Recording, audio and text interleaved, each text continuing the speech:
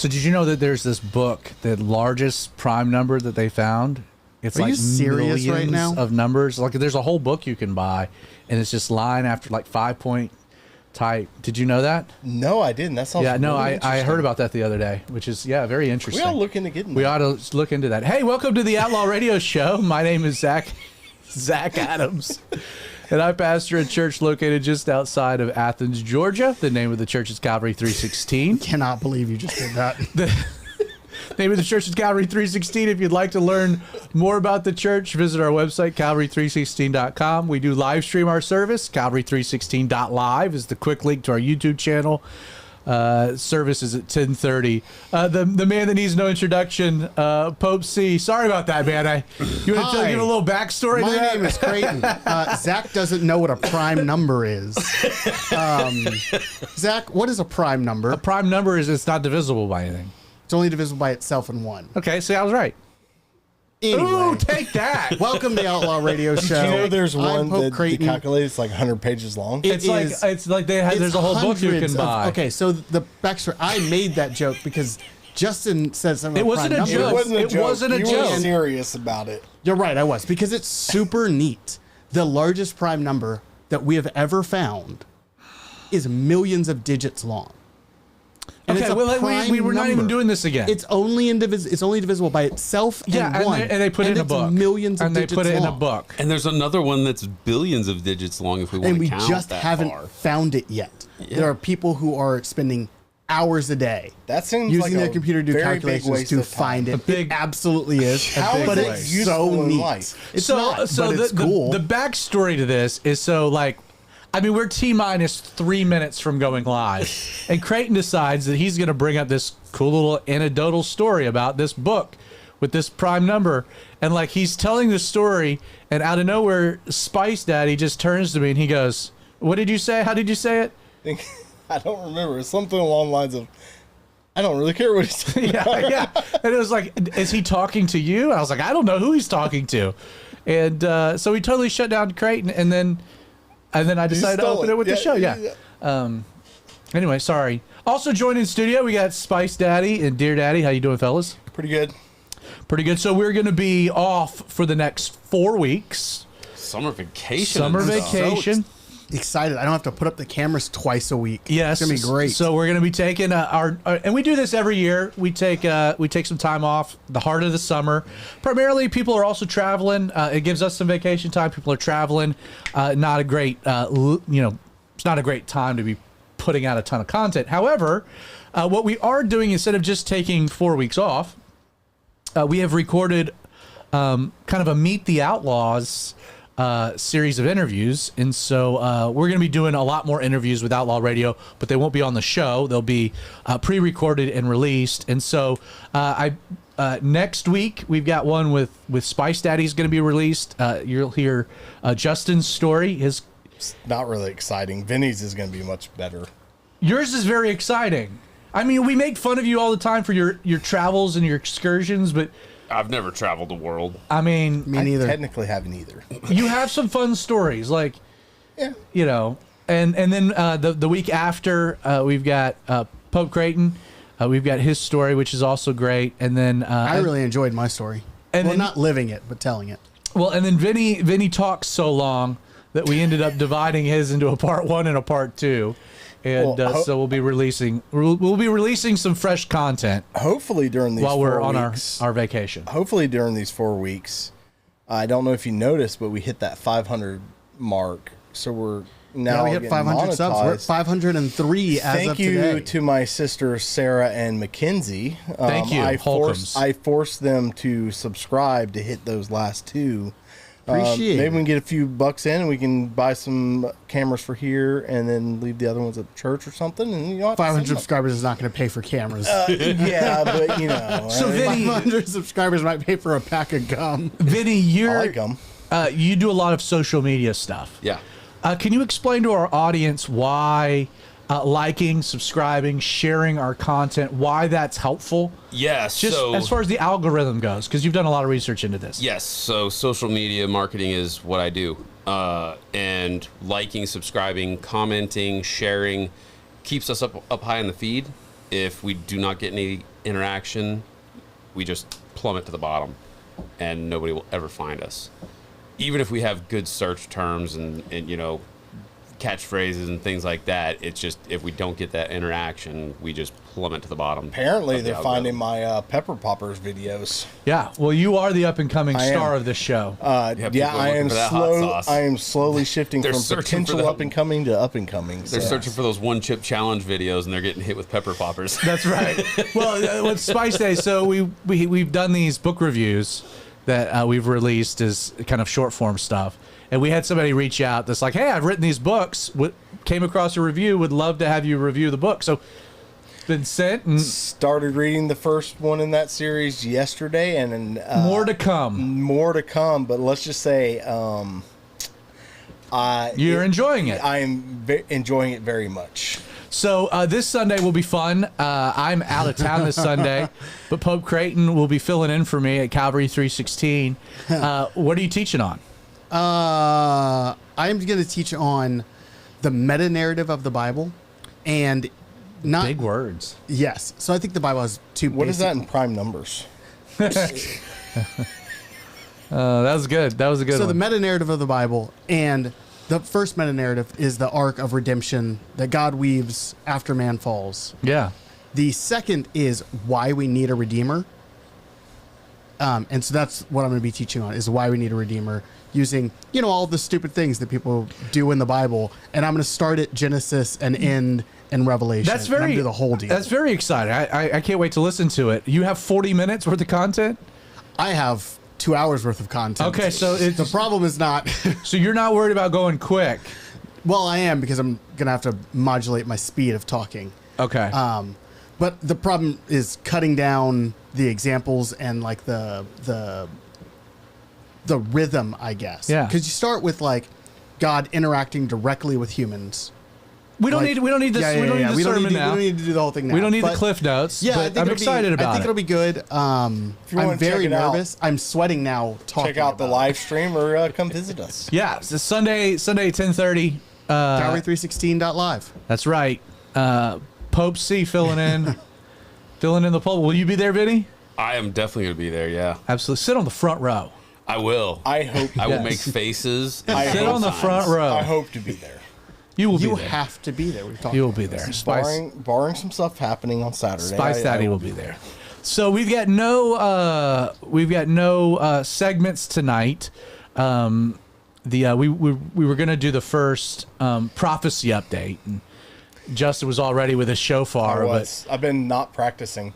But with the events that really have occurred over the last really week, didn't feel like that was appropriate, and I wanted to talk a lot about what's going on, and then also with the vacation. So we're doing these segments in the show. And then Creighton's editing them, pulling them out, and then we're releasing them as their own content. And so our Facebook page, facebook.com/The Radio Outlaw, our X, Outlaw Radio, or Radio Outlaw is one of those, Radio_Outlaw, or Zach_Adams. Anyway, you can find the content. It's kind of all over the place. But to save Creighton doing a bunch of editing on vacation, it was like, we're not going to do any segments tonight because I want to talk about war, and I want to talk about the Bible, what the Bible has to say about war. Is war justified? There's a lot of confusion, differing opinions. This topic gets very, very muddled, I think that's a very fair way to say it, within Christian circles. And we're seeing this play out right now because of this war that is, it's hard to say brewing or what exactly, how you would define it, but we are in a full conflict between Israel and Iran, the Iranian Republic. What is it? The Republic of Iran, whatever it's called. Iran and Israel are at war, and there is a big conversation within the political sphere of the United States as to what our involvement should or shouldn't be, how involved we should or shouldn't. It's like there's just some interesting conversations that's happened throughout my lifetime. Just to provide a little bit of background to this, throughout my entire lifetime, up until I would say let's say 2016. The Republican Party has always been war hawks. And I would say, by and large, the Democratic Party has always been kind of like the anti-war angle, at least going back to 2001, Afghanistan, Iraq. That's kind of politically how things have been parsed all the way up until 2016. But after a war in Afghanistan that lasted 20 years, a war in Iraq that dealt with surges and counterinsurgencies and nation building, and then what we saw in Algeria and Libya, and what we've seen in Syria, and now what we've seen in Ukraine and Russia. Like, America, by and large, is pretty burnt out on war. My generation, I was 18 years old when September 11th happened. The effects that war has had on my generation of Americans has been immense. The financial toll that it's taken on America has been significant. People are tired of war, and with the rise of Donald Trump, you really saw like the political sphere on war like completely switched, like the poles reversed, where Trump came in like, we should have never gone into Iraq, the mass destruction, the Bushes still hate him as a result of it. Trump was very much, I don't want war. And in fact, of many presidents over the last several generations, it was the 4 years of the Trump administration, 16 to 20, in which we didn't get into any new wars. Now, there was military events happening. We were still trying to get out of Afghanistan, but there were no new wars started under Trump. And then several months into the Biden administration, we end up having this war with Ukraine, which we're using as the proxies, et cetera, et cetera. So right now, there's this huge debate going on. The Democrats aren't even a part of it. Like you don't hear them talking at all. Like, no one's even listening. They're very dysfunctional. But there's big conversations about what should America's role be here regarding Israel. So yes, Israel is our ally. Israel is the one democracy in the Middle East that's flourishing. Trump said that he doesn't want to get into war, that America doesn't want to get into war. In fact, and it's hard to say what you know for sure or not, so allegedly, Trump was very much against Israeli action against Iran, that he was lobbying Bibi Netanyahu not to take military action, but and pursuing, and Trump was very much trying to pursue peace, very loaded in his language, trying to get the Ayatollahs of Iran to come to the negotiating table. The big issue being nuclear weapons. They're pursuing of enriching uranium. So there's all these complicated things that are going on. Bibi Netanyahu, the Israelis, finally reached the conclusion that the peace talks were going nowhere. And again, you've heard, and I've heard this since 2003. So in 2003, the Israelis launched a secret airstrike in Syria, and they blew up a nuclear power plant in Syria because the Syrians were trying to enrich uranium. Since that point forward, we've always heard that Iran was like 5 months away from the bomb. Like, we've heard that over and over and over again. We don't really know what Iran was or wasn't doing. And we went into Iraq, weapons of mass destruction turned out to be a known lie. Again, there's war fatigue. Trump doesn't want to do this. Well, Israel launched a preemptive attack, and absolutely, surgical, right way to say it. They've been planning this for a couple years. Seems to be why they went after Hezbollah, why they went after Hamas, because these are the proxies of Iran. It allows Iran to attack close and local, because Iraq, Jordan sit between the two countries. Israel neutralized Hezbollah with the pager issue, where they detonated these pagers. And then obviously because of October 7th, what's happened with Hamas. They saw a window, an opportunity. Netanyahu said that Iran was they were close to a nuclear weapon. Iran has sworn that they would wipe Israel off the map. That's their goal. Again, you can say that that's hyperbole, but if you're going to use words, they matter. I don't blame Israel for taking action if they felt like they needed to for their self-preservation. Again, now in America, there's this entire debate about what should America do because some of these nuclear facilities are deep underground. Well, we could give them the bunker buster bombs. The problem is that you need a B-2 to carry them and drop them, which means that it would be an American warplane dropping munitions on Iran. And there's a lot of people like, well, that's not our war. And even Trump has come out and said, this is not our war. Israel's our ally. We support their right of self-determination. We will help them protect themselves, which we have done. So any of the ballistic missiles being fired or drones that have been launched from Iran, we've helped intercept. We've done that in the past. We have sent carriers and destroyers into the Persian Gulf as a show of force. And Trump has been very clear to the Iranians, if you attack any American military installation, you will incur the full wrath of the American military. So like warning shots have been issued, lines in the sand have been drawn, but there is this debate that is happening within America and within the American right, and I would even say within the evangelical community, as to what is our obligation regarding any country, yet alone Israel, when it comes to war.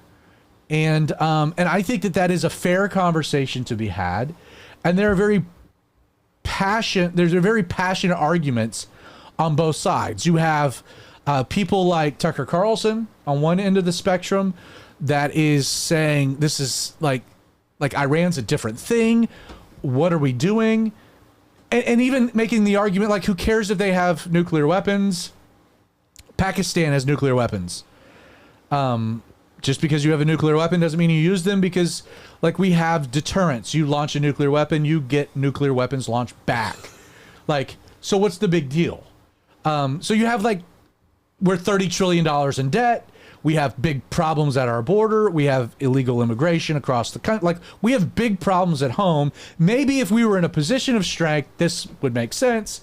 But like, we've been lied to too much. And then we get the whole USAID uncovering from Doge and how, the deep state, the CIA has manipulated so much of what we think we know about the world. Again, it's complicated. On the other end, you've got guys like Lindsey Graham, who's a senator from South Carolina, that wants boots on the ground yesterday, wants full regime change, wants us to, what we have failed to do in every country we've tried. I was going to say, that's worked so well for us in the past. Wants us to do it again in Iran. So what I thought we would do tonight is, and again, I bring up kind of all the political ends of it, just to set the stage for like, hey, there's this conversation happening.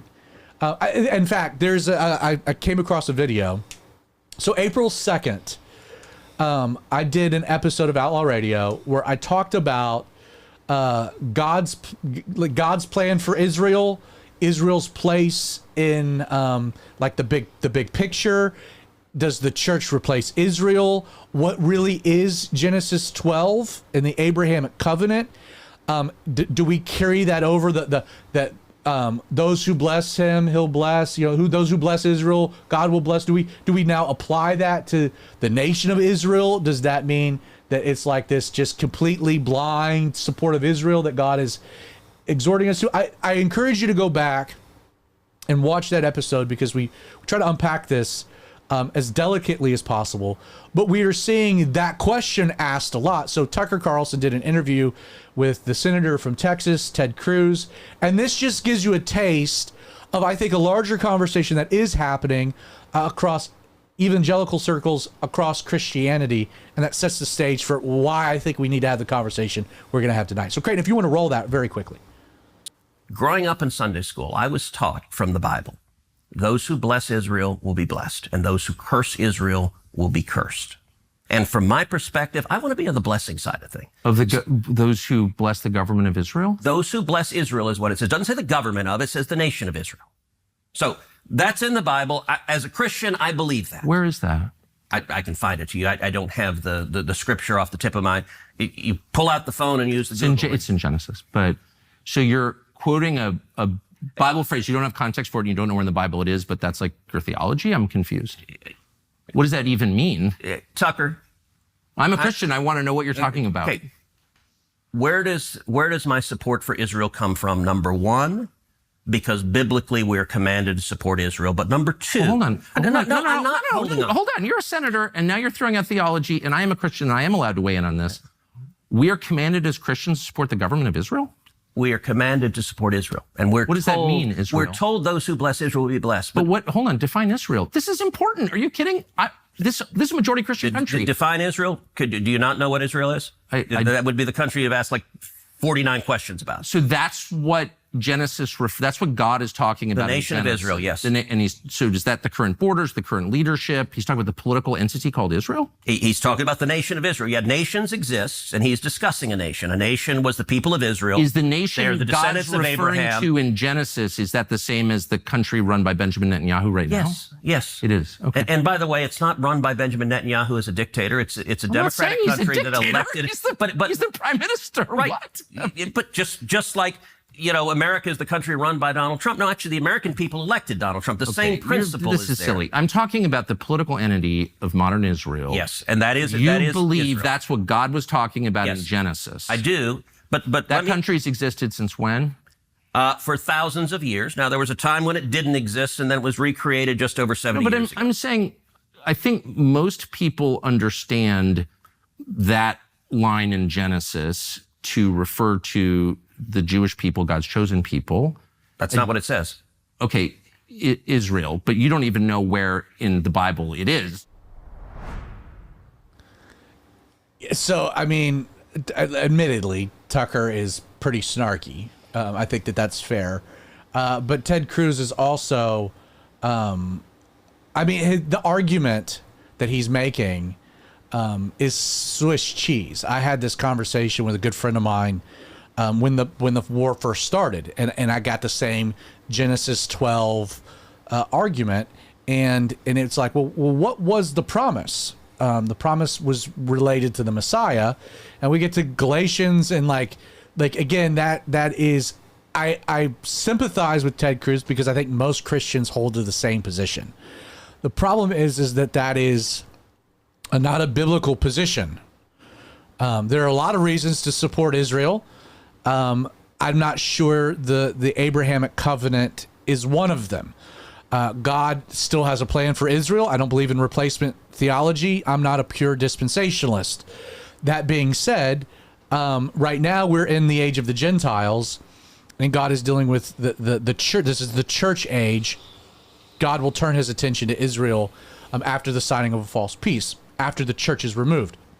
Spice, where that video was playing, so you work in a gun shop, and you were making the comment about that same type of an argument, right? Yeah, so I mean, I get it. Obviously, the majority of people that come in the store are going to lean more conservative, and they're going to lean more towards the uneducated conservative of just spouting off whatever they hear on conservative news networks. And I usually just have to nod my head and say, uh-huh. Right, your job is not to correct them in the store. And I actually come from a different standpoint, and I got skin in the game. Like, I'm watching videos from friends that are posting stuff on social media of places I've been and lived. You lived in Tel Aviv. Yeah, I lived in Tel Aviv. Yeah. I see buildings that are now destroyed from missiles being fired off, and like I'm just hoping none of my friends have been killed. Yeah. And it's a little bit more real for you than the average. Yeah, the average and not just that, but like with my background in anthropology and archaeology, I've studied the Iranian people and the Persians and stuff like that, and I know Persians here in the U.S. And so like my outtake on this whole situation is completely different than I don't know if we want to get into this perspective of things, but why don't we hold it to the end, because I got a whole lot that we're going to talk about, and we might check some of those boxes. And I think I just don't want anybody just to be like, oh yeah, you're a Christian, you have to support this aspect of things, and I think it should be also pointed out that there is a massive Christian population in Iran. It's I think so far it's been what they've been saying is the fastest growing church in the world is in Iran. A lot of people don't realize that one of the things that, Bashar Assad, who was the dictator of Syria, evil man, and yet he absolutely protected the Christian minority in Syria. And when he was toppled, who was immediately eradicated? The Christian population in Syria. I always throw this out. As a Christian, what should I care more about? The state of Israel or my fellow Christians? And them being caught in the middle of it. And war is ugly regardless. Before I get to deeper things, any first thoughts, dear Daddy? I mean, I'm kind of, I will admit I was kind of the uneducated conservative a few weeks ago when you dropped that episode, and I found it extremely interesting. I've actually been studying up on that myself, so I'm interested to see where this episode goes. Cool. So there's several ways that we can go about this. Let's start real macro and work in. War, I'm not sure if you know, is not part of God's plan for humanity. That was never part of God's design. And yet when sin was introduced, you could say that the first war was between brothers, and it was Cain and Abel, and one killed the other. Violence, physical violence towards another over disagreement or jealousy or whatever sinful motivation is as old as humanity is. And it is the direct consequence of sin and wickedness. It is not part of God's plan for humanity, which is why war will be eradicated by Jesus at some point, which we'll get to when we get to the end of the story. James chapter 4, verses 1 through 3 is a great proof text explaining exactly what war is motivated by, and is sin and is wickedness and is our fallen nature. So again, war is a terrible thing. It's destructive. People are destroyed. The land is destroyed. Again, it's not part of God's plan. Let's be clear on that. What is interesting, though, is that God, within the framework of dealing with fallen humanity, is not an anti-war God. The God of your Bible is very, I won't necessarily say pro-war per se, but is not anti-war, and has a lot to say about war, when it should be engaged, how it should be fought, et cetera, et cetera. Do you know the actual first war we find in the Bible? So the book of Genesis, the book of origins. And so everything like you can find from marriage, family, you can go back to the priesthood, sacrificial system, nations, languages. I mean, Genesis, the book of beginnings, you'll find the origins of everything dealing with the human experience in the book of Genesis, including war. Do you know the first war in the Bible? It's pre-flood, right? No. No, I think it's the War of the Five Kings with Abraham. Exactly. So Genesis. Now, I'm sure that there was a war probably pre-flood because sinners. Well, yeah, it doesn't say something, and I don't know if it's in the book of Enoch. I don't want to get into that, but like, it says like one of the they taught. He was a master of war. That was Nimrod, and that comes at the Tower of Babel. So he that's was still post. a great hunter among the, well, on the earth. There's or something one like that. that was talking Yes. about they taught him to work with metal or something. That might have been the book of Enoch. I don't I'm know. not You sure can what you can you're look it up, referencing. but the first actual war is recorded for us in Genesis 14, and so it is the 5 kings of the north, the 4 kings of the south. There's a battle. The reason it's recorded in Scripture is that in the chapter before, where Abraham and Lot have to divide. Lot goes towards Sodom. Abraham doesn't. And because of Lot's decision, he gets himself caught in this war, and he ends up being taken captive as a spoil of war. And Abraham, who was Abram at the time, mounts up his own troops of 380 or so, and they go, and God gives them a great victory. And they not only rescue Lot and the residents of Sodom, but then they take the spoils, and they're coming back, and you get introduced to Melchizedek. Creighton, do you remember when I taught through Genesis 14?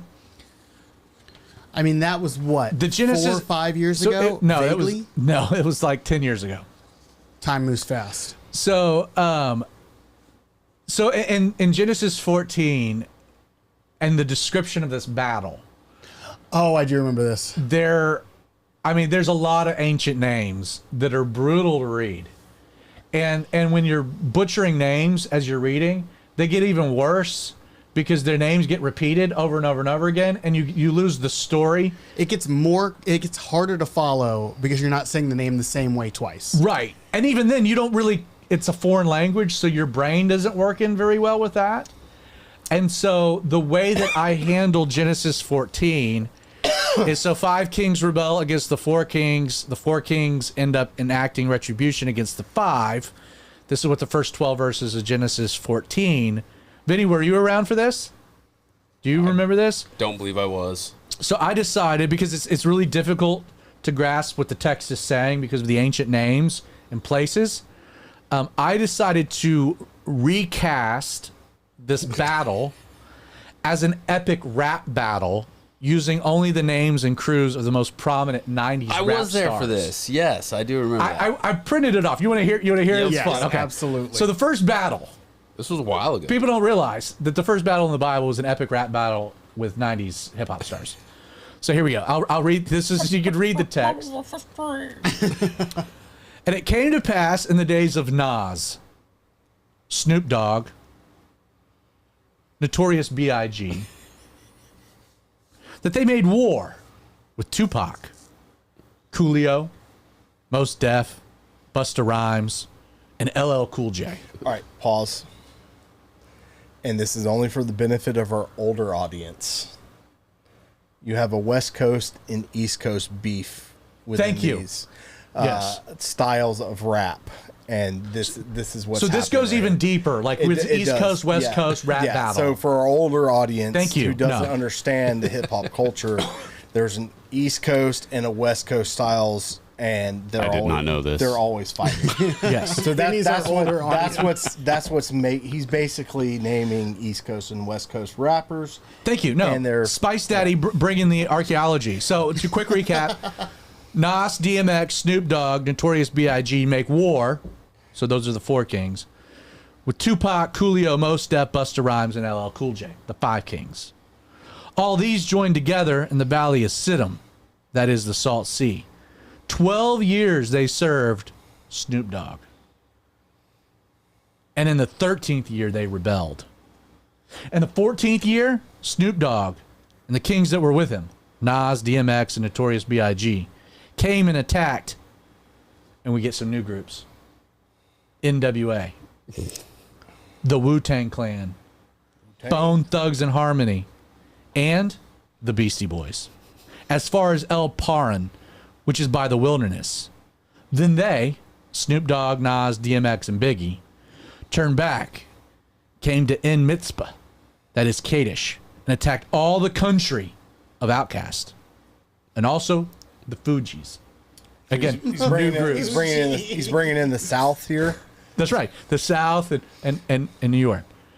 And Tupac, Coolio, Mos Def, Busta Rhymes, and LL Cool J went out and joined together in the battle against the Valley of Siddim, against Snoop Dogg, Notorious B.I.G., Nas, and DMX.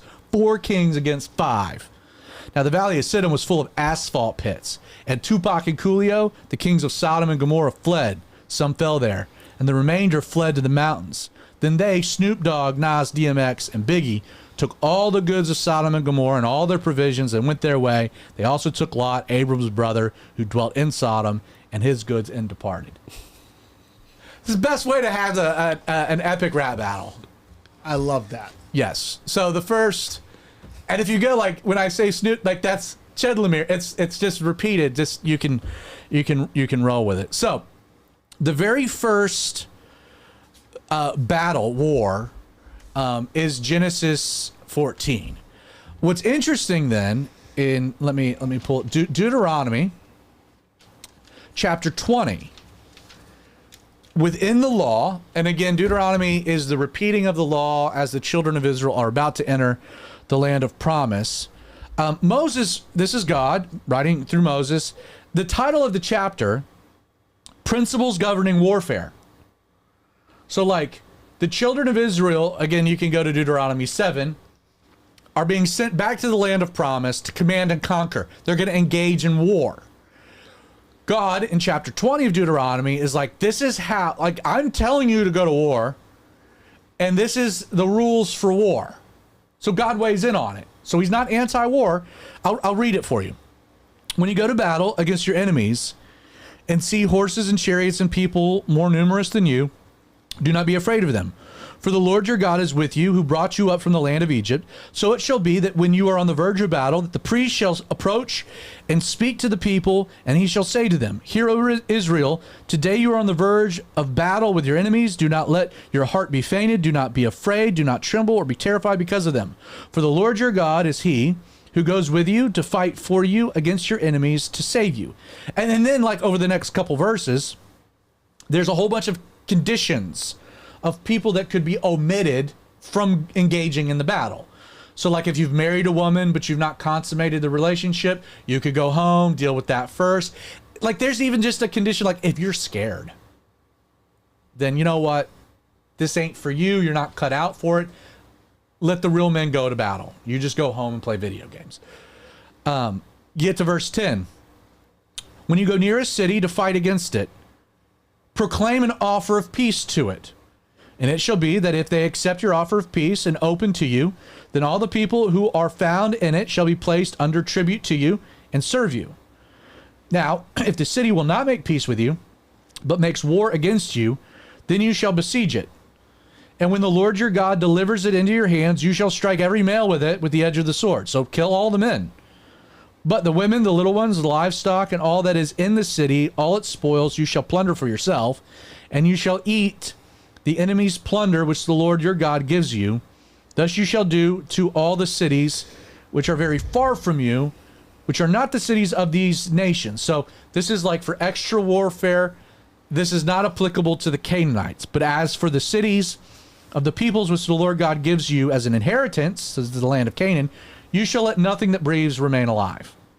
You shall utter destroy them, lest they teach you to do according to all of their abominations which they have done for their gods, and you sin against the Lord your God. And when you besiege a city for a long time while making war against it to take it, you shall not destroy its trees by wielding an axe against them. But if you can eat of them, do not cut them down to use in the siege, for the tree of the field is man's food. So don't strip the land. Only the trees which you know are not trees for food, you may destroy and cut down to build siege works against the city that make war with you until it is subdued. And so we have like some very interesting concepts. Again, is God anti-war? Deuteronomy is the Bible that Jesus quoted more than any other book in Scripture. It is the law of God. It's not just a one-off. And so we have Abraham justified in going and rescuing Lot. We have principles governing warfare in Deuteronomy 20. You get to Joshua, 1st and 2nd Samuel. Again, there's all kinds of warfare going on. Not just war, but sanctioned warfare by God. There is no doubt that when Israel left Egypt, that they were commanded to take the land back that God had given them and destroy everyone that was there. And then they were commanded to defend the land that they had been given. Now, that's a specific commandment to the nation of Israel related to Abrahamic promises that were handed down to Isaac and Jacob and their descendants. Again, Deuteronomy 7, 1 and 2, there is the specific edict of God to the nation of Israel for this time to enact divine judgment over the Canaanite and the wicked people that had moved into the land that were engaged in all kinds of barbaric witchcraft, demonic practices. There were deeper reasons for why this needed to happen. You find warfare all over the Old Testament. Sometimes you find God using warfare to judge his own people, whether it be the Philistines or the Amalekites against David and his rebellion at Ziklag, or you get to the Babylonian Empire. You have all these examples of warfare. You have instances of God actually engaging specifically by himself into warfare. You have the angel of the Lord coming down in one night, slaughtering 185,000 Assyrians that were sieging Jerusalem. Again, the angel of the Lord engaging in the battle, a supernatural weapon that God deploys. Again, war is all over the world. It's as universal as peace. In fact, peace is abnormal to the world because of the consequences of sin. There isn't peace until the Prince of Peace establishes it, which, by the way, you get to Revelation chapter 16 through 19, and we have another great battle. People will want to say, well, Jesus was a pacifist. Jesus says you live by the sword, you die by the sword, which is a truth. That doesn't mean that sometimes you don't need to live by the sword, but just be prepared to die by the sword. Just how it works. Jesus says, blessed are the peacemakers. But sometimes to make peace, you have to destroy an enemy. To yield peace. That's being a peacemaker. Jesus rebukes Peter for pulling out a dagger and attacking Malchus because he was standing in the way of Jesus' path towards redemption, and he was a fisherman and terrible swordsmith attacking a kid. He's like, put that away, you idiot. Not Jesus saying like that there shouldn't be war. People are like, oh, well, Jesus was a peace-loving hippie. Well, that's half the story. Because if you get to the 5th gospel, the book of Revelation, guess what happens? Well, I mean, yeah, in Jesus' life, took wove a whip. In another instance, he took a club. Did he also say, if you don't have a sword, sell your cloak and get one? You'd have to find that passage. You can look that one up. I'm pretty sure that's one in Revelation where he's talking about what happens for people who are, not Revelation, all the discourse maybe, where he's talking about people who are left after the rapture. I don't know. You can look that up. Find that. But you get to Revelation, and the book opens the revelation of Jesus Christ. So this is the unveiling of Jesus, meaning that the Gospels give us half the picture of Jesus. Jesus is the lamb led to the slaughter, but Revelation presents him as the Lion of the tribe of Judah. He's the suffering servant in the Gospels, but he's the King of Kings, the Lord of Lords. He willingly submits himself to his enemies to nail him to a cross. He comes back wielding a sword. Jesus engages in a battle. It's called the Battle of Armageddon.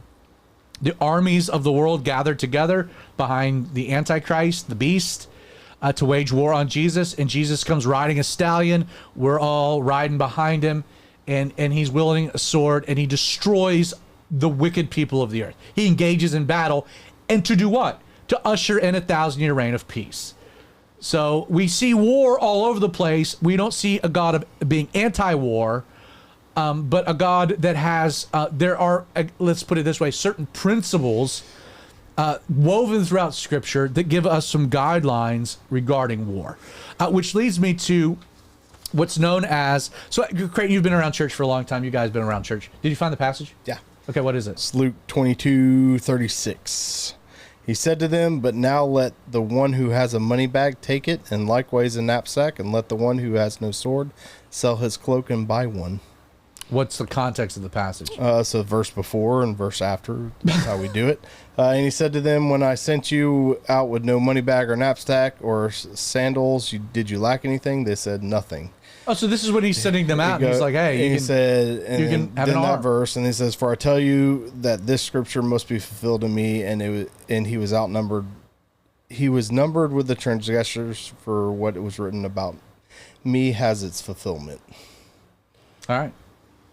So you're free to have a weapon. You should have a 380. You can have a weapon. Dude, And then at the bottom of that, verse 38, he said, cool. And they said, look, Lord, here are 2 swords. And he said to them, that is enough. Cool. Have you ever heard of the just war theory? vaguely. Anybody ever heard of it? So I did some digging. there wasn't a war 101 in Bible college. Like we didn't get biblical justifications for war. So the Bible doesn't other than Deuteronomy 20. Again, there are principles woven all throughout Scripture that give us guidance in how Christians should approach the concept of warfare. But there's not like Jesus didn't teach a sermon. The Sermon on the Mount, there's not a section of it dedicated towards proper reasons for and against engaging in warfare. So we have to take principles and apply it, which has been the development of what's known as the just war theory. It is a moral framework that was developed primarily within Christian theology by Augustine, and then later, 1,000 years later, by Thomas Aquinas, that has been used to evaluate. So this theorem, this theological idea, has been developed, Augustine, Aquinas, to evaluate. It's a methodology framework by which people can evaluate when war is morally permissible, how it should be therefore conducted, and even in more modern times, what should take place after the war has commenced. Just to give a little background into, so St. Augustine of Hippo, 4th, 5th century, in his work, a seminal work, City of God, Augustine argued that war could be morally justified under specific conditions, such as defending against unjust aggression or restoring peace, that it had to be waged by legitimate authorities to punish evil or to protect the innocent, and that war had to emphasize that a soldier act under a divine commandment so that they wouldn't violate the commandment, thou shalt not kill. So Augustine kind of wrote some basic principles for warfare, and then Thomas Aquinas, 3rd century, comes along, and he systemized it all in his Summa Theologica, outlining the criteria for both the justification of war and its conduct. And the way it's defined is jus ad bellum, Latin, which is about when is war morally permissible, and jus in bello, which is the ethical guidelines for how war should be conducted. And then later on, we can add jus post bellum, which is the justice after war, how a conquered people should be handled. And I found this to be very interesting because it takes a lot of biblical ideas, and these two theologians have kind of broken it down into what I think is real succinct. So I'm going to go through them because I think it summarizes the biblical idea. So at any point, if you guys have a question or even maybe a disagreement with one of the points, let's bring it up and work through it. But I think this is a good starting point for what the Bible says about war and how we should think about it. And then we're going to take all of this and then address this issue with Israel and Iran and see if we can get more clarity as Christians, how we should view what's taking place and what our steps should be. So jus ad bellum. When is war morally permissible? And Aquinas had 6 points to this. Okay, so you guys ready? So 1, just cause. So that's defined as war must address a grave wrong, such as defending against aggression, protecting innocent lives, or correcting injustice. The biblical basis for this, Old Testament, there are wars commanded by God, the conquest of Canaan, which were framed as judgments against the wicked. The example in Genesis 14, Abraham's rescue of Lot, protecting family or justice.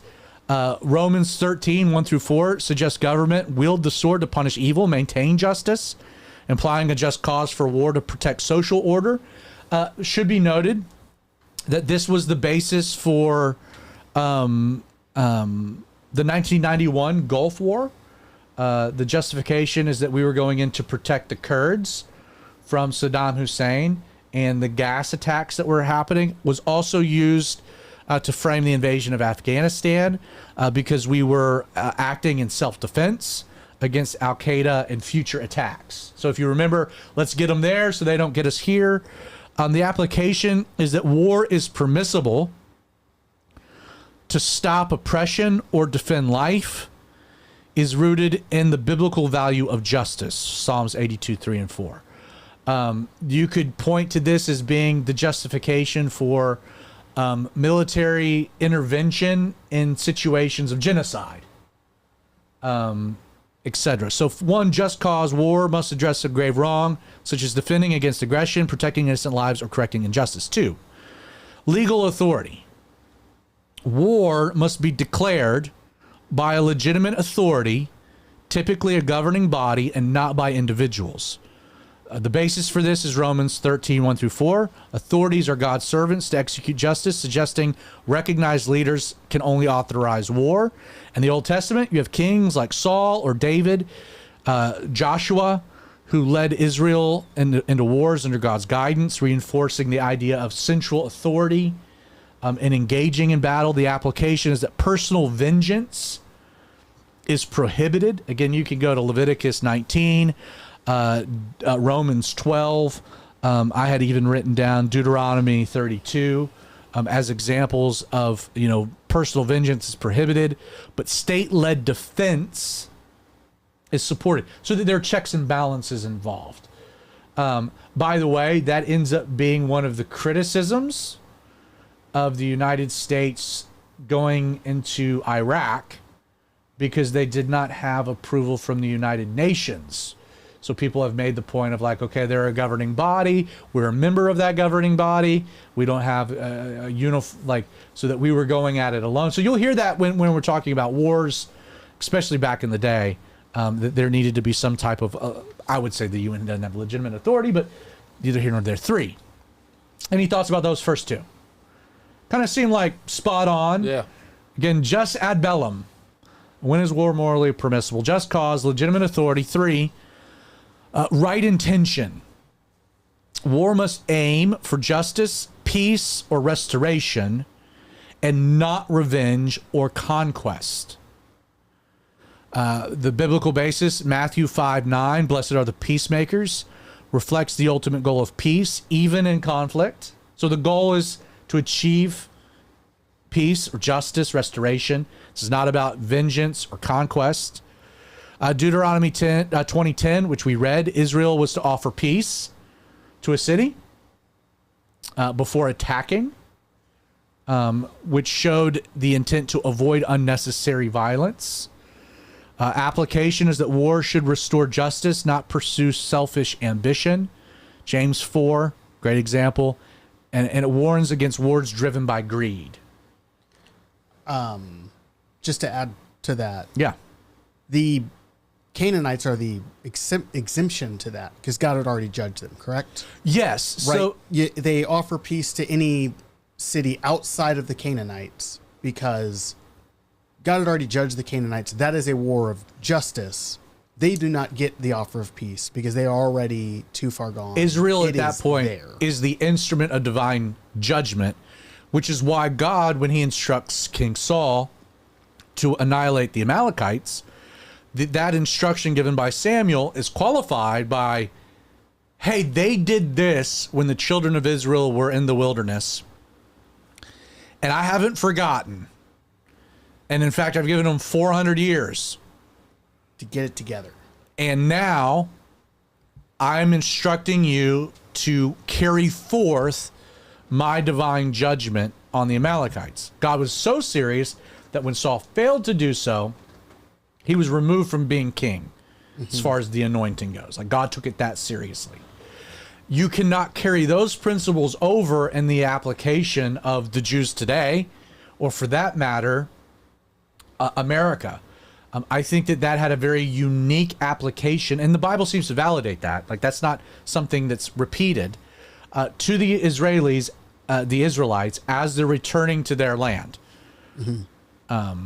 Now they fail to actually do that and suffer incredible consequences perpetually moving forward. So right intention is important. 4, last resort. War is permissible only after nonviolent means, such as diplomacy, are exhausted. Again, the biblical basis, Deuteronomy 20, Israel is to offer peace before attacking, indicating war or conflict was to be the last resort. Again, the heart behind the Sermon on the Mount, Matthew chapter 5, loving enemies, praying for persecutors, suggests peaceful resolutions should be pursued first. The application, biblical emphasis on peace, Isaiah 2:4, supports exhausting alternatives before war. But the truth is that once those peaceful alternatives have been exhausted, then war should commence. One of the big reasons that Trump has a problem with Ukraine and Russia is that there has not been a real good pursuit of peace early, even in the conflict. What did America do? We just started arming the Ukrainians to the teeth because we had some vendetta against Russia. Looking at Russia's side of it, it's very much been a war of conquest too. But Russia would actually point to just cause, because they would say land was stolen from them. Well, they would say that they're just taking back the Donbass in the port of, what's that port? I know what you're talking about. Because they were primarily all Russian speakers that were being persecuted by the Ukrainians. That again, and that's a whole other topic about borders, nations, people, culture. Russia would say that they were justified in going in to take back the land that was already occupied by Russian speakers that are being persecuted. So they would point to, again, Augustine and Aquinas' just cause, because they're defending a persecuted group of people within another country. And then they have the right to defend themselves when the Ukrainians start launching missiles back, etc. But last resort, I think that's what Trump's trying to accomplish right now with Iran and Israel, is like, okay, Israel's done what they've done, but now what is Trump continuing let's get you back to the negotiating table. Like, you're not going to have nuclear weapons. Like, I think you know that now. Accept this deal. The art of the deal. Yep. Accept this peace agreement. Number 5, so there's 2 more. Proportionality. The harm caused by war must not outweigh the good achieved. Again, this points to Deuteronomy 20. Rules against destroying resources, such as fruit trees, show restraint of war's impact. Exodus 22, in self-defense, proportionality is applied. Lethal force is justified at night, but not in daylight when the threat is clear. That's Exodus 22, 2 and 3. Applications that war's consequences must align with justice and minimize harm. So you get slapped and you go and annihilate a group of people. Probably not justified. So Herbert Hoover used proportionality to actually justify dropping the atomic weapon on Japan, because they had run the calculations of the amount of human American life and Japanese life that would be lost trying to invade the Japanese homeland.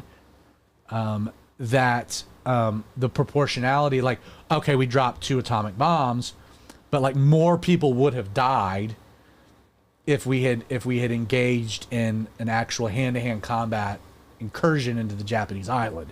So again, that's how you can see the application of these things, proportionality. Finally, reasonable chance of success. War should have a realistic prospect of achieving its just goals. The biblical basis, Luke 14, 31 and 32, Jesus uses a parable of a king assessing his army's strength before war. That implies strategic consideration. In the Old Testament, Israel's victories often relied on God's assurances, i.e. success, suggesting war should not be futile.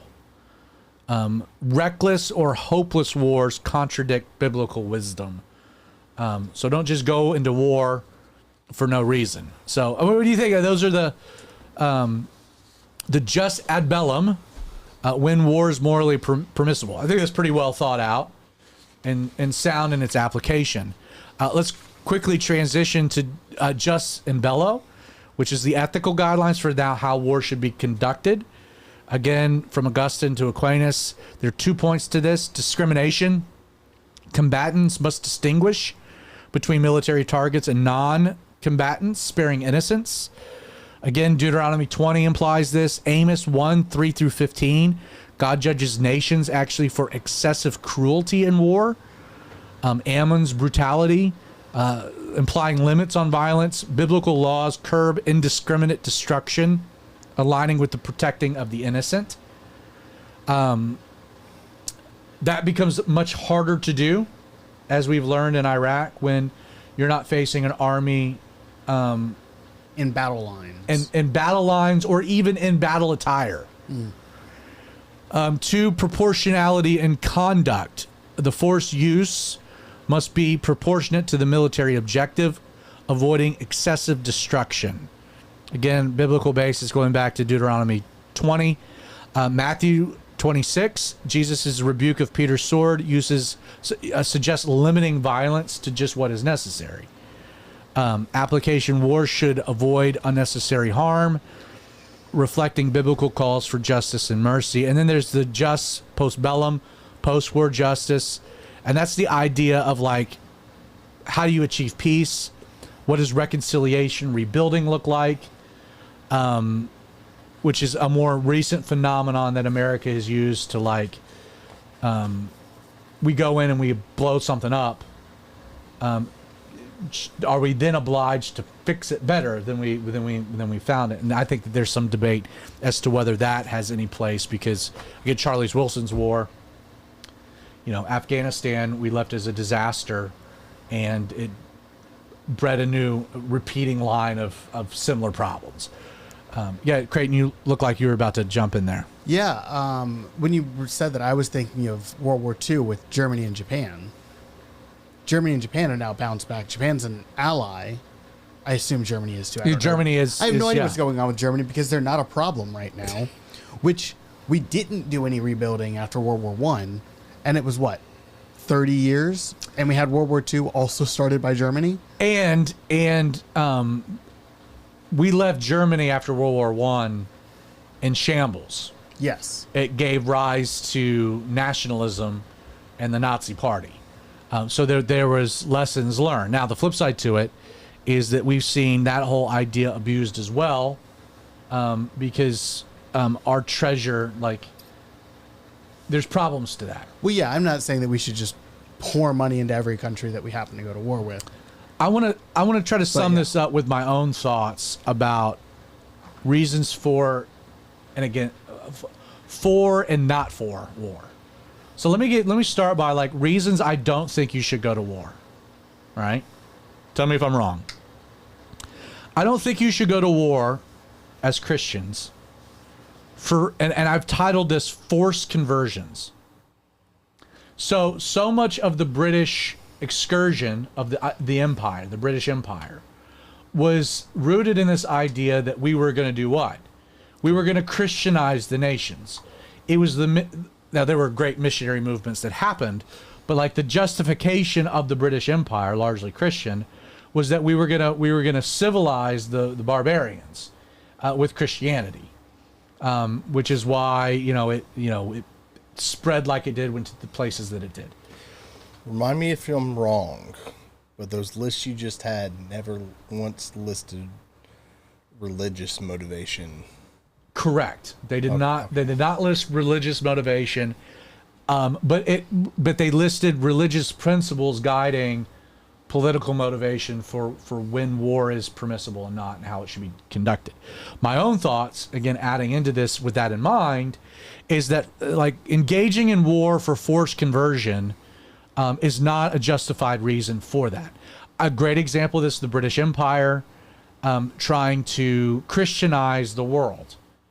I would even say that, generally speaking, Christianity spread in spite of wars to convert people, not because of wars to convert people. You know what I mean? Give me an example. I just mean there are places all over the world where Christianity is seen as the white man's religion, but there are still Christians. And there are Christians there because of missionaries who came separate from the wars to Yeah, for convert. sure. Oh, I don't yeah. think that the wars to convert actually are. I don't think they're a good reason for war. I also do not think they're an effective way to convert people. Oh, no, not at all. No, Right. not at all. Well, but here's the thing, and I'm going to carry that idea. So forced conversions, I use the British Empire and its Christian motivation, because that was a motivation. Let's Christianize the world. God, gold, and glory. In English. The Bible was used as the tool to westernize parts of the world. I will add to that, in a more secular context, I think that that's what makes nation building or democracy building a wrong reason for war. Like we did what we did in Iraq because we were going to bring democracy to the Middle East. Come to find out that the basic concepts of democracy in Islam are oil and water. That democracy doesn't work within a totalitarian religious system of which it's submission and not freedom, which is what Islam is. It's what the word Islam, Muslim, is one who submits. Islam necessitates the strong man. It's how the entire structure is formatted. So I think going like, and even then, like the audacity of the West to say, oh, well, our beliefs on how sinful human beings should be governed are better than yours. I like capitalism is better than yours. There are pros to capitalism, but it is by far a perfect system. A lot of injustice done. Within the framework of American freedom, we have murdered 60 million babies over the last 60, 70 years. That's on par with what Stalin did, or Pol Pot, or Mao. So, like, who are we to have the hubris of saying, we're going to take our way of life and force it onto you? Hence, why this 20-year experiment in Afghanistan was a complete dumpster fire and didn't work.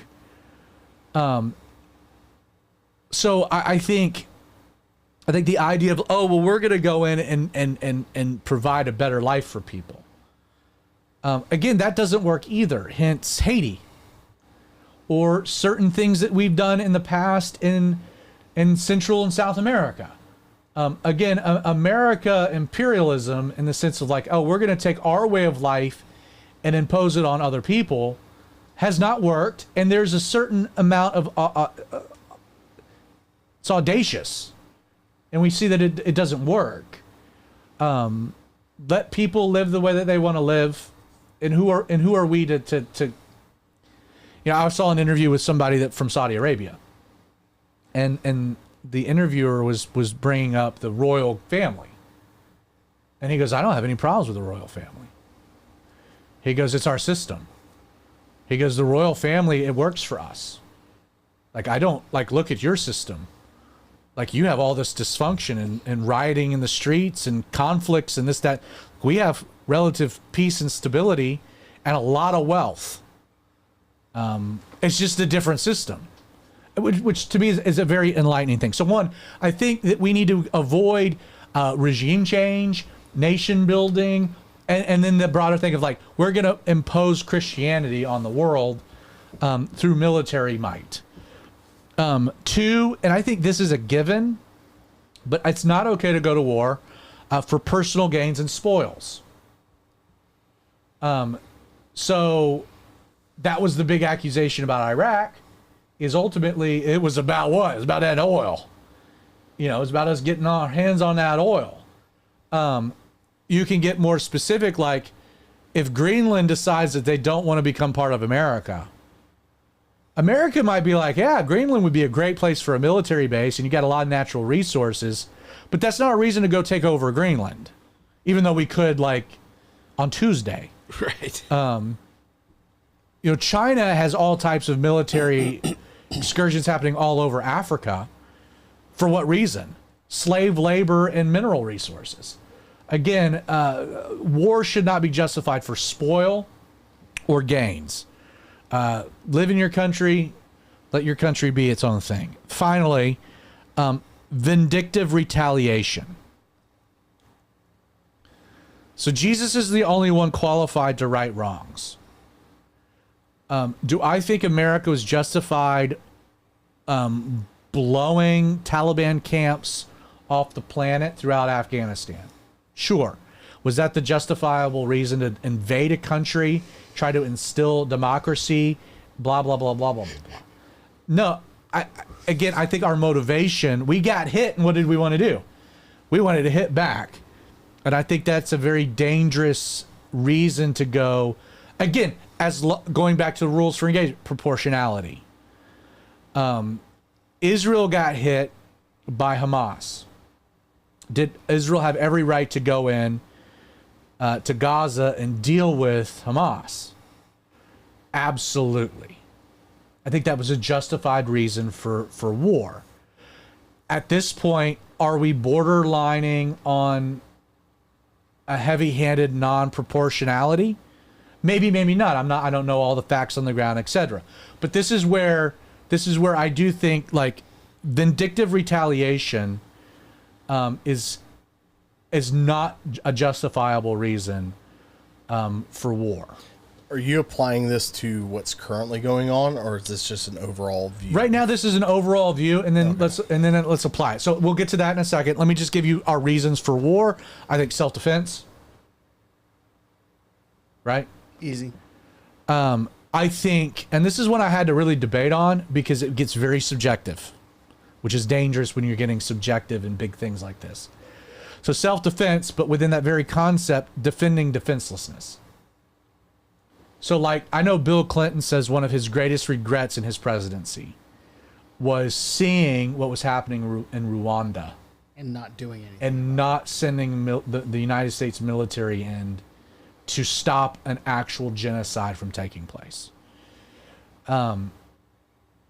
Again, we didn't want needless wars. We don't want to go into needless wars. Why haven't we done anything with North Korea? Because we have plenty of evidence of brutal, genocidal, humanitarian violations, but we don't act. So when we choose to and when we don't, that becomes, it's a very subjective thing. But I do think as Christians, again, I can defend my home.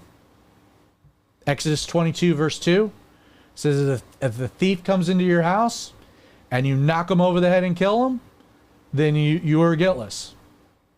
Like, the Bible's clear about the right of self-defense. I can apply that to a nation. Apply it to my home, apply it to a nation.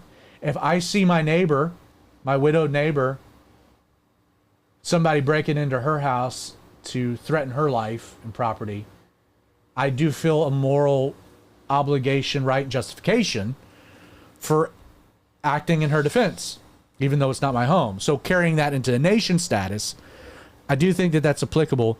And I think if you understand that war can achieve peace, whereas your inaction will allow there to be further conflict and destruction, hence World War I and World War II. Mm-hmm. That there are justifiable reasons in the sense of like, we don't want a world that looks like that. We would rather there be peace, but the only way to achieve that would be through a measured form of military combat. So again, the Bible war, I took an hour. Those are thoughts. I thought that was helpful, succinct. I'd never heard anybody do that before, laying it out like that. How do you guys feel about that? Educated. Okay. I did not know a lot of that, so that was... But it makes sense, but it just kind of... It's very commonsensical, which I appreciate. So let's take it now and apply it to Iran and Israel. Does Israel have every right to attack Iran? Yes. I would agree. Because words matter, and Iran has been very clear that if they want to achieve a nuclear bomb to annihilate the state of Israel. I'd like to also, if we're Yeah. talking about Yeah. U.S. justification for Well, joining this, we're not getting into U.S. justification yet. Let's just start with Israel. Let's start with Israel's justification. I'm just saying that because they always group us in with Israel. Let's don't do that. Okay. So let's don't do that to be very fair to the topic, because it could very easily well, we're not Israel. We're America and Israel's Israel. No. What I'm talking about is Iran always, when they're calling for the destruction, they always call for us, destruction of us first, and then Israel. Yes, which we understand that there's no way they can get a nuclear weapon to America. So Pakistan has every reason to try to nuke it. There are plenty of people to nuke us. But Israel, they can reach with a ballistic missile. It becomes a heightened level of concern. Mm-hmm. We have two big oceans between us. So am I concerned about being attacked by Iran? I'm not. Now, do I have some concern about sleeper cells, Iranian sleeper cells in America over the last 4 years getting in? Could there be a dirty bomb? But we were talking so many speculations that I don't think that this is even fair to the conversation. Does Israel have Iran has already launched ballistic missiles towards Israel. That happened 2 months ago. Hezbollah and Hamas, proven proxies. The Houthis has fired missiles at Israel, also proxies. So Israel has the right of self-defense. And can I say that their attack thus far of Iran does it fit within proportionality? Sure. They've had to attack civilian centers because Iran has built their military installations in the midst of civilian centers. So you have to attack where. But what was the surgical strike? We took out all of their military people, and then we started bombing their nuclear facilities. I say we, Israel, and then Israel started focusing on military installations. They're not just indiscriminately blowing up cities or targeting civilians, whereas Hamas directly targeted civilians. And Iran, when they fire a missile, they don't know where it's going to land, so you're targeting civilians. Does Israel have a right to attack Iran? Absolutely. 100%. I have no problems with that whatsoever. We in agreement? We have any questions on that? Not at all. Agreed. Especially if they have intelligence that says that Iran was about to have a nuclear weapon, because we have now learned that they had other nuclear facilities that we were not aware of. Israel was, because they had Mossad agents all over the country. Do you know that they built a factory outside of Tehran where all of the drone strikes came from? The Mossad built a base in Tehran, and for years smuggling parts in and launched drone attacks from within Tehran. That's the story that we'll get will be pretty incredible. But does Israel have the right of self-determination and self-defense? Sure. And it should let the rest of the Muslims know, don't run your mouth. There are countries that want to have peace in the Middle East, want to have peace with Israel. Egypt learned the hard way, and now they're in a peace agreement. Jordan learned the hard way, in a peace agreement. Lebanon, I think, is learning that very quickly. Iran, again, I think Israel, my caution to Israel is keep it proportional.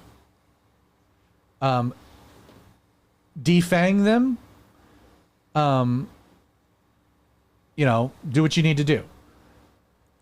American involvement. So, from what I can gather, I think, so we have, I think Genesis 12 application is ridiculous. Agreed. I don't, unless there is an actual, just set that aside altogether. Israel is an ally. They are a staunch ally. I think America has done way more for Israel than Israel's done for America. So I don't think that it's exactly a partnership and balance, which I think that there can be arguments towards that. Has the American political establishment been prone to manipulation by Israeli intelligence? I think that there's a lot of evidence to that. Is Bibi Netanyahu a good guy? I don't think so. I think he's probably a criminal. his people think he's a criminal. And the only reason that he's prime minister is because of the political system and the way it all works, that he can be prime minister with like 20% of the popular vote. Because there's 30 parties. Like, it's just the way that it's structured. Bibi Netanyahu, there is, like, he pushed us with weapons of mass destruction to get in Iraq. He was wrong. Like, we have been manipulated, but they are our ally. So do I think it's absolutely appropriate for America to support our ally? Sure. In much the same way, if China started shooting missiles at Japan, I think we would need to act as a deterrent because they're our ally. Same with Israel. So, like, Iran's firing ballistic missiles at Israel, and we have warplanes up in the air coming off of our carriers to help intercept these ballistic missiles from killing innocents. Hey, that is an appropriate application of war and military might. We're protecting our ally. Selling arms to Israel, again, they're our ally. You know? They're our ally. We can totally do that. I think 30 bunker busters would be okay too. So but then that becomes the question. The question becomes, with the buster bunkers, is that we can give them to Israel. Israel has no way to deliver the package. No, only our B-2s can do it. Which means that we would be a part of the war. So that we would, and that's the debate that's kind of happening right now, because it's like, would that be an appropriate use of military might? If the end goal is to make sure that their nuclear program is completely 100% dismantled, yeah. I think I look at it through historical means, right? So what we know as Iran now didn't exist until 1973 when the Islamic Revolution started. When the Shah was overthrown. Right. Which he's still alive. Yeah. And like we put the Shah in power to begin with. Yeah. I didn't realize that. The king of Iran is still alive, and he's in exile right now. Like, there's a lot of Iranians and Persians that still want him back. And I don't know if you've ever seen the pictures of before the revolution and after the revolution, but there's a stark contrast. And I think Iran it's not Iraq. It's not Afghanistan. This is a country full of very highly educated, middle-class, upper-middle-class people who are under oppression. And they're looking at this as liberation. Right. And maybe then the Sunni Muslims that are in power, their one goal in life is to cause complete chaos so the 12th Imam will come out of a well that's in Iran. And that's a documented stated fact. And so they don't care about their people. So their people are under oppression. And they're causing that chaos, including their goal to attack us, whether that be through proxies or they are the number one sponsor of terrorism in the world. So I think we would be justified in joining, at least with that aspect of things. So, again, give me an example where that's worked, because it hasn't. But we're not nation building at that point. We are returning the people to their original state. They have the capability to rebuild themselves. They have the natural resources to take over, and they can regain. I mean, they got a lot of oil. They're the number one seller of oil to China and these other places. And I think if the current regime was taken over and the Shah came back, it's a reversion to the way it was in its heyday. They hadn't been there an entire generation. Right. An entire generation has grown up with the Ayatollahs. But my point is, you're making assumptions about a country we know very little about internally. But there's also a giant diaspora of Persians that live outside of Iran Listen, that are willing to move back and rebuild the their exact country. same, the exact. All I'm noting. And you haven't had that with The exact- Afghanistan it did. or Iraq. The main guy in Afghanistan was in exile that was brought But in what I'm because saying- of the Taliban. but in you Iraq, didn't- we had a whole The flood main of guy, the Taliban, Iraq, was a Saudi Libya. Arabian. It's been. Oh, I know, but but we've done this before as Americans, thinking we know best for a group of people, and the reality is that this is their country, and it's not our obligation to determine what their country is or isn't. It's incumbent upon the Persian people making those determinations. And if we've done this in all these other countries, and it's never worked. And I do agree with you. I don't think there should be boots on the ground. Period. No, I definitely think agree with that. if But that's the only Israel- way that you do what you're talking about. No, if it's not. I'd say Israel's we take concern is we do- nuclear power Right. destroying Israel, and we're defending them as our ally. Bunker busters, get rid of that 300-foot deep nuclear facility. It's gone. It's over. We're out of here. I think we allow for we don't take the we're second string to this, and we're not. We come in for a relief thing. Let the Persian people that are willing to go in, and there's tons of them, hundreds and thousands of people, Persians that are ready to go back to their nation and rebuild. Because I mean, they're not dumb people. They're not tribal people. They're very sophisticated people. right. Yeah. This is not a tribal country or full of tribal people like Afghanistan and Iraq. It used to be a first world country. Okay, let me play devil's advocate a little bit further. Germans were highly educated, Western, even Christians, and in 40 years they were completely convinced to annihilate the Jewish people. Just because you're highly educated and you're even gravitating towards Western ideals, doesn't mean that after 60 years of every facet of your society being controlled by radical Islamists, that again, I'm just saying, like, we're making assumptions that we know what the Persian people want, and the same way that we made assumptions about other people, and those assumptions were categorically wrong, which is why, listen, and again, I kind of gravitate to what you're saying. But the German people weren't calling for the U.S. destruction, which every time they were.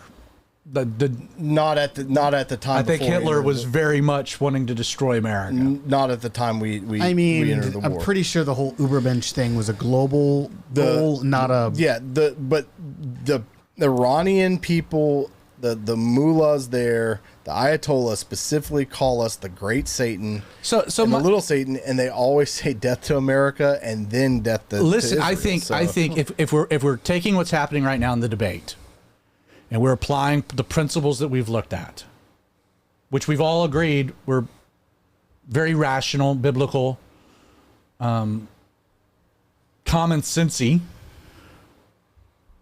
Israel, totally right of self-determination defense.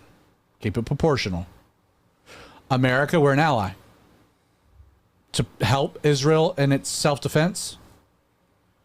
Sure. That carries over into a direct action against Iran in the sense of bunker busters, because we have this one thing that Israel needs. We have it.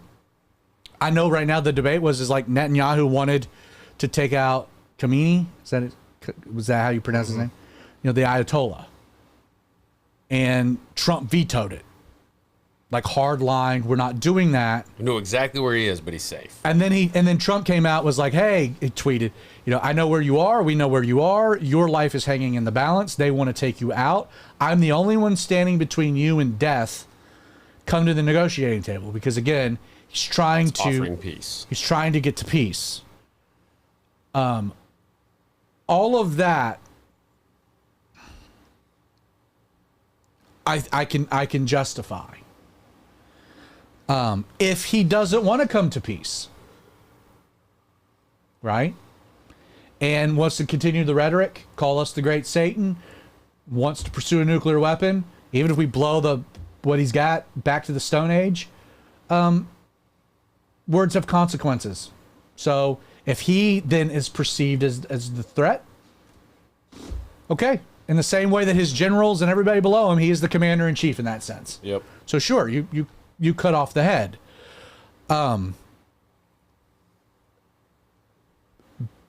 Anything beyond that is where I end up having a very hard time, just historically, because what you're talking about, like any type of regime change, ends up being a very corrupt CIA. No, I am not talking about. Or it requires boots on the ground. I am not talking about boots on the ground or even entering. I am talking about minimal interaction with it, just giving Israel the edge. See, my issue, Justin, with the just giving Israel an edge, just giving them the bunker busters, is that we do that and then we're in for a penny, in for a pound. And we give them the bunker busters this week. But I'm also 6 months saying, we have I'm also saying million if we were USGIs in Iran. But I think we're there for the next 15 years. Like I do not want. I know that you don't. Want that to happen. But I'm saying we are. If happen. we decided to do it, I think we are still justified even under that stuff, just because, like you said, the words have consequences. Iran's proxies have attacked U.S. bases and things like that, and but Iran hasn't. Iran hasn't. Tomatoes. Yes. Well, right now it's yes and no, because we've bombed the Houthis, we've bombed Hezbollah, we helped out with Hamas. Iran itself has fired missiles at Israel, self-determination, and Trump made it clear right from the beginning. You attack a United States military facility, regret it. Game on, because at that point that's a different game. It's a different game, which is why, come to find out, Iran hasn't targeted United States military installations. Because they know that that's a Rubicon, that's crossing a line that they will not recover from. We also got brought under the false illusionment that you could win a war from the sky, and that's also just not the case. The terrain of Iran is very similar in parts to Afghanistan. It's very mountainous. It's very hard to get into and out of. Like, you can win a war from the sky. You just can't be very discerning. Well, you can't conquer a people. Oh no, you can destroy a people. Yeah, but you cannot conquer a people. Well, we couldn't destroy the Taliban.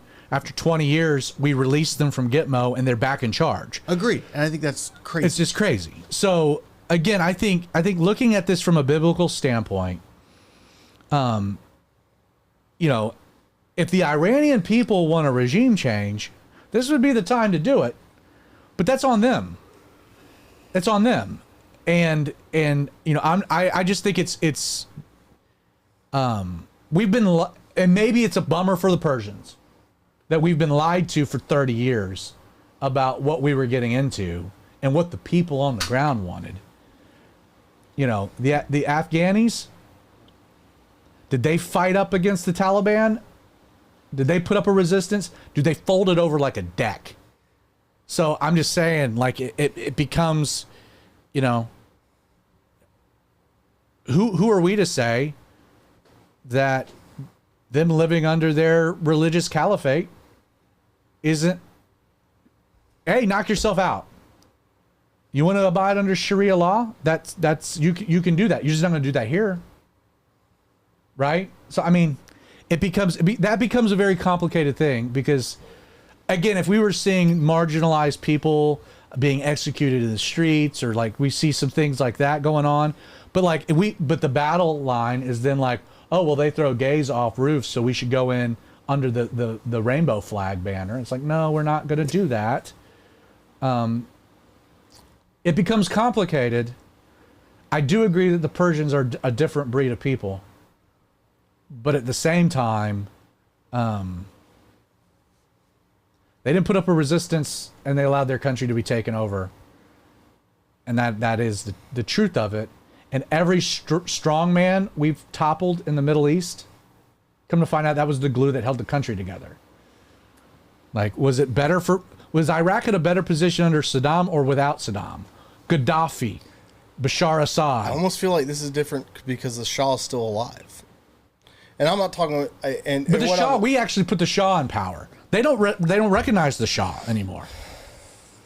I mean, that's the truth. They don't recognize him. He hadn't been there in 60 years. True. I think another thing to remember is that, like, we're talking about how to bring peace. The only thing that will bring peace is the Antichrist, and then subsequently Jesus to bring the real peace. Right. Like, that's the actual end game here. Yeah. There is no peace. I'll tell you, without the Antichrist, it's very interesting. And then subsequently Jesus. We're going to wrap it up and get out of here, but it's very interesting that Russia has done nothing. That Russia, like, took the people out of their embassy and was like, yeah, you're on your own. We got enough problems going on. Right. I mean, but we get into the prophetic angles of Gog and Magog and a 10-nation coalition, and it was always like Israel attacking Iran. There was always the deterrent of what then would Russia do, and would this be a domino effect into end times eschatological events? Zip zilch nada coming out of Putin, and he's like, yeah, y'all deal with the wing nuts. There's a lot of Russians that vacation in Israel. I'm sure. Well, there's a lot of Jews that are There Russian. are a lot of Russian Jews as well. Yeah. So, well, anyway, any final thought? Hey, pray for the peace of Jerusalem. Pray for peace in the Middle East. Hey, pray for, here's the deal. A Jew that doesn't believe in Jesus dies. A Persian that doesn't believe in Jesus dies. Become brothers in hell. So when it's all said and done, we want to see people come to know Jesus. We want to see people live long enough to have an opportunity to receive Jesus. War is nasty. It's not part of God's plan. It's destructive for all involved. It ends up being the decisions of a few that impact the billions. And that's what is such a tragic component to it. How many of the Iran, how many people in Iran want a nuclear weapon or war with Israel? We have no idea. We literally have no clue what the polling or it could be a vast number, it could be a minute number. We just don't know what you're dealing with, and we've just, sad to say, seen that B-roll way more than I'd like to, in my lifetime. So, dear Daddy, any final thought? I'm definitely not an expert of war, but yeah, I think I 100% don't want to see us get suckered into another one. I think very minimalist support of our allies is the answer, and hopefully they can handle it on their own. Or, I don't see Trump getting us into another war. He's made it very clear he's very, very anti-war. He doesn't want to see anybody die, which I think is the right place to be. And I think he's threading a needle right now, and he's doing a good job of that. Yeah. I wouldn't want to have his job right now. Yeah, I think he's doing a good job of that thus far. And what you just hope, maybe call me a pessimist, but you just hope that you don't see the deep state run a false flag operation to hit Americans when it was really our CIA doing it with some Arabs. Mm-hmm. And then we get the whole 9/11 conspiracy again, hey, a couple of those guys were actually CIA informants, FBI informants. We had there's people are not asking those questions of do we really trust our own government to be telling us the truth? Not even a little bit. And that's a very bad place to be as a country, because everything gets second guessed, and we're $30-something trillion in debt. So every bomb that's going off it's our money. Yeah. We can't sustain this. So anyway, well, thank you so much for joining us for the Outlaw Radio Show. And Spice, man, in particular, your friends in Israel, man, we'll be praying for them. Keep us updated. Again, programming note, we are off for the next 4 weeks. But on Wednesday nights at 8 o'clock, we will be releasing on our YouTube channel an interview with one of the guys. So 4 weeks off, but 4 weeks of content still on the horizon, coming your direction. So be sure to check all that out. If you're listening on the podcast, Apple, Google, Spotify, check out the live stream, our YouTube channel. If you're checking out YouTube, check out the podcast. It goes both ways. God bless. See you guys mid-July.